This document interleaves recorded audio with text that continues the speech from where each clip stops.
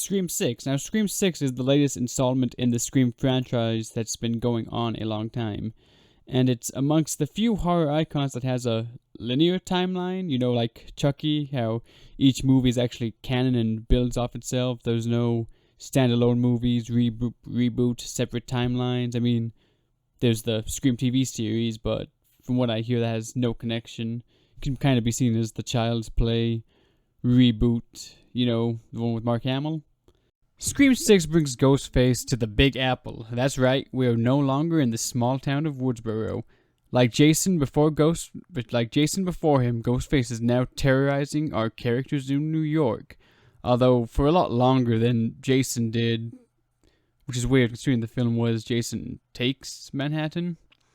Right now, Ghostface is in New York, I already said that. It's something that I have to tip my hat to. They used the new setting to its fullest, and so just how different small town people can be versus the big city. But it also just showed how brutal Ghostface can be in this film, and he is brutal. He almost seems just angry in how he dispatches people, how he kills. We see him do a killing in a shotgun in the trailer.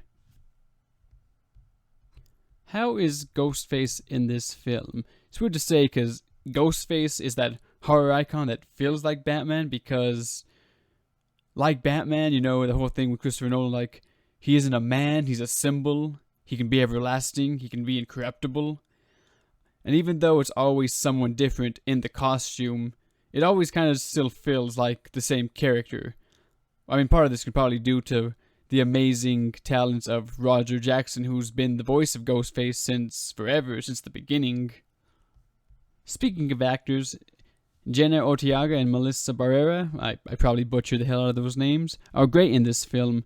In the last Scream, they were kind of passed the torch from the old legacy characters to carry on this film, which is great because this film no longer focuses on the old characters. I mean, some do appear, but it expands the universe, but it still feels like Scream.